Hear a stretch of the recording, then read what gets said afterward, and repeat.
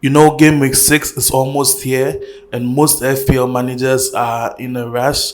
Some already done setting up their teams. Others are still contemplating who to bring on. And in this video, we'll just do some few analysis, get you ready for who to pick, how the fixtures are looking, and what to expect. So before we do get into it, this is Inside FPL on the Locker Room Vibes. I would like to kindly subscribe, hit that subscribe button, like, and leave a comment. Let's know how you're also preparing for Game Week 6 and who you plan to captain. Alright, so as I said, Game Week 6 is almost upon us. And before we do get into it, I would want us to look at how Game Week 5 went. So Game Week 5, we had Liverpool beating Everton by 2-1. Brighton Spurs 2-2 draw. Burnley Nottingham Forest 1-1 draw. Crystal Palace beating West Ham by 2-1. Wolves beating Leeds beating Wolves by 3-1. Manchester beating Chelsea by 2-1. Fulham also beating Brentford by 3-1.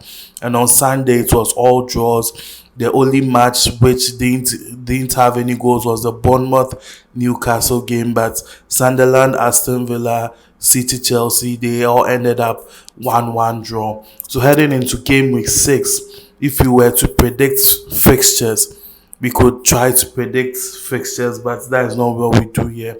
As FPL managers, you want to get the best out of your team. So looking at the fixtures that we have for Game Week 6, we have Manchester United starting the marathon by taking on Brentford. So they are playing Brentford at home. So that is at 11:30.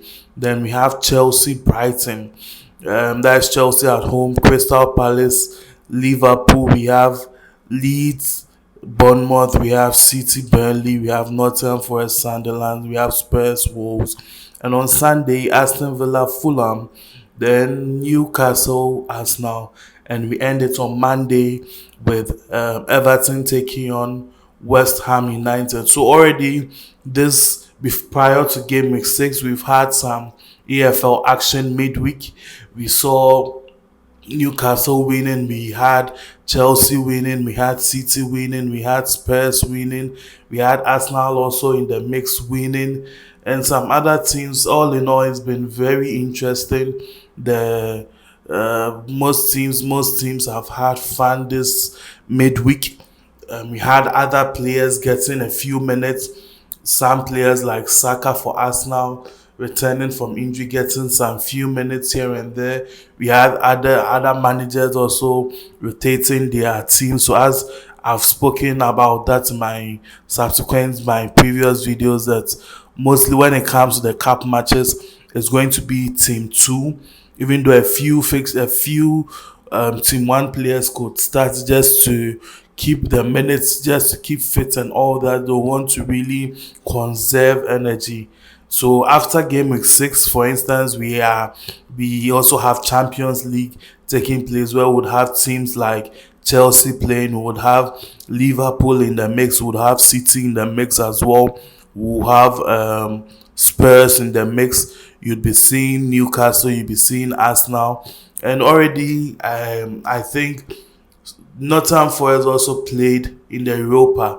So you're also going to have some Europa matches here and there. It's all going to be in the mix. So you'd want to be the managers or the Premier League managers who want to be really conservative with their selections. But it's not really going to affect us as FPL managers that much. You would expect the very best from your players. So so that's how Game Week 6 looks like. It's very interesting. So let's look at the fixture difficulty rating. So we could go through all the weeks. That is, we could go through week 6, 7, 8, and 9. But let's just focus on 6 and 7. So looking at it, having an overview, you have Arsenal, red, green. Red being very difficult.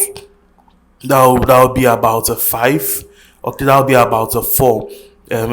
Deeper or wine would be 5. Grey would be 3. green 2, then the darker shade of green 1. So that's how it's looking at. We have Arsenal, we have Newcastle, West Ham. That is for Arsenal. So that is a red, green. So that is 4-2. Aston Villa, 3-2. Bournemouth 2-2-3. So all in all, you go through. You have Burnley, a team like Burnley having red. That is 4-4. We have a team like City having green, grey, which is very good. We have a team like Spurs, green.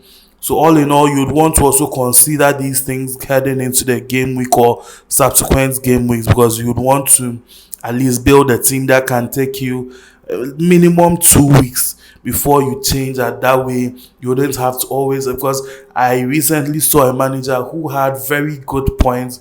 He was among the top earners that game week, somewhere 90 or 80 thereabouts, and he had minus, was it 12 or so. He had like a very substantial deduction because he made a lot of transfers. You wouldn't want that to happen.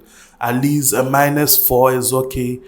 Worst case scenario, a -8 would be okay for you, but you wouldn't want to be accumulating deduction points of -16, -12, -20. No, that's wrong. It's not going to help you.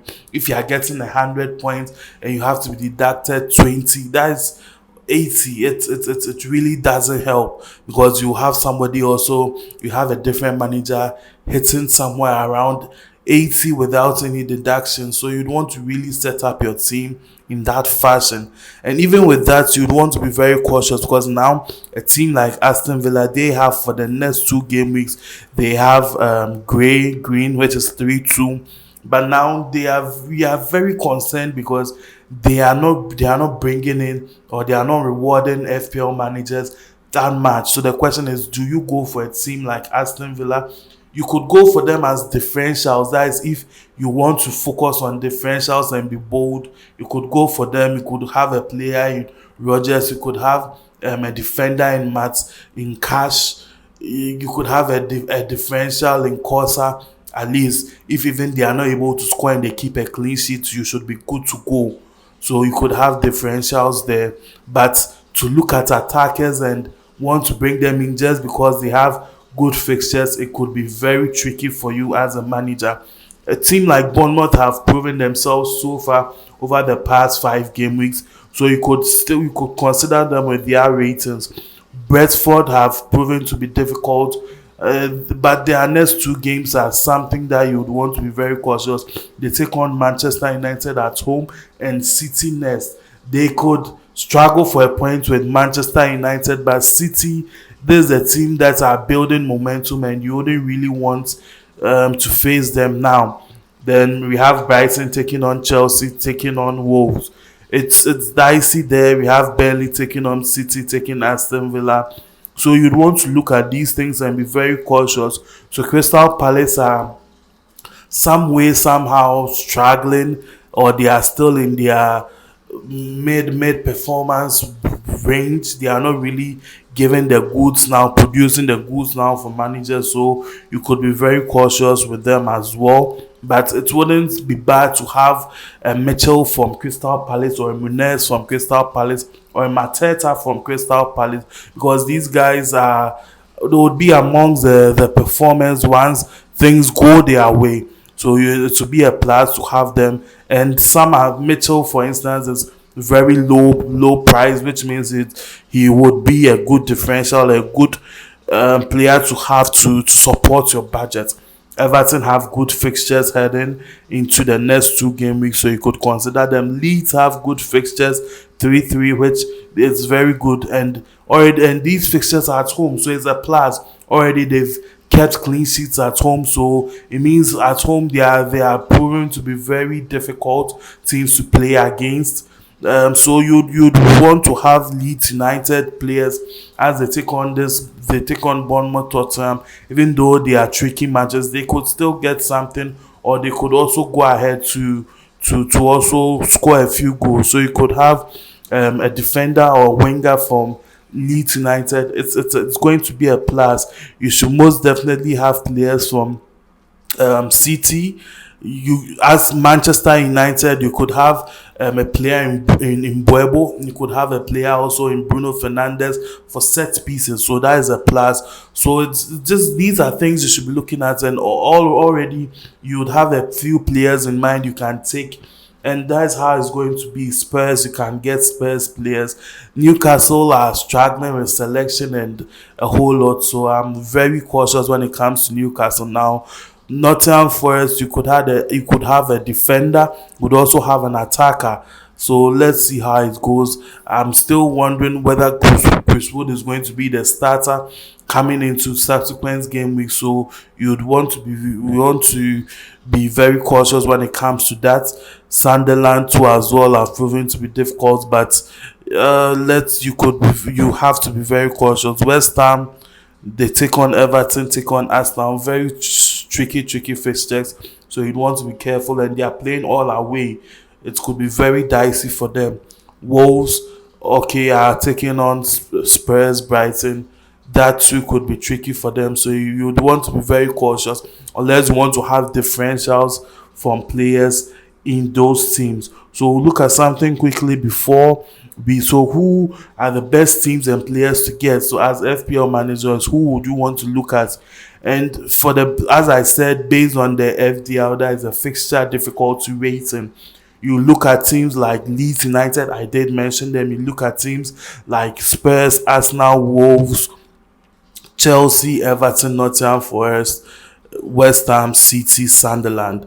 So these teams have good ratings heading into the next two game weeks, and their average fixture difficulty rating starting from 2.5 to somewhere 3.0. So based on that, you could pick out your teams.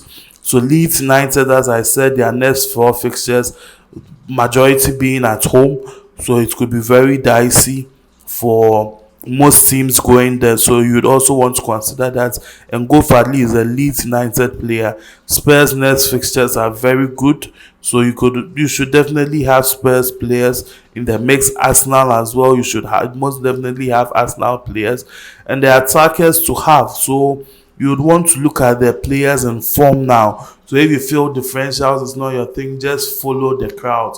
The crowd can't be too wrong, because if everyone is going for one player, then it means he's most definitely doing something right. It might not always pay off each game week, but you expect that for most game weeks he should reward you as an FPL manager very, very well. So you'd have Haaland, you would have Richarlison, Isidore, you have Wood, Baldwin, Gyökeres, Pedro, and a whole lot. So these players are racking in the shots. So once you have higher shots rating, you expect to have more shots on target, and to have more shots on target, you'd also expect more goals. So there's how it's looking based on their chances creation and all. So it's all in all very good. So you could be looking at these kind of attackers for your team if you are not too sure who to pick. Players to pick to score. So it's been broken down more today, so you can just look at who to get. You should be targeting the Haaland, Pedro, Gyökeres, Grealish. Chris Wood, I'm still contemplating on that. You could have a Salah in the mix thereabouts. Higo Ekitike is on a red card, which means he misses a few games, so you'd want to consider Isak heading into the game weeks. Then defenders to look at, we're having Calafiori, Pedro Porro, Timber, Cucurella, and a whole lot. So you could have, even with these players, you could have differentials as well, because even though Pedro Porro is providing the goods, you'd also have Van de Ven also providing similar, but at a lower cost. Even though we have players like Cucurella providing, you could also have a player in Mitchell who is low cost and could give you an average points here and there. Menez is less, he costs lesser than Cucurella, who could also give you the points. So all in all, you'd want to consider all these things, players in form. You'd want to consider how the fixtures are looking, and based on the stats I've given you, I'm sure you could make an informed decision. So in my next video, I would go into the team review and captaincy options, who you should be looking at. I think this would be a good time to use your Wildcard if you feel like you need to get something right. This would be the best time, because now we are done. We just came back from the international break not too long ago. Most teams are set now. The transfer window took close not too long ago, so now most teams are set.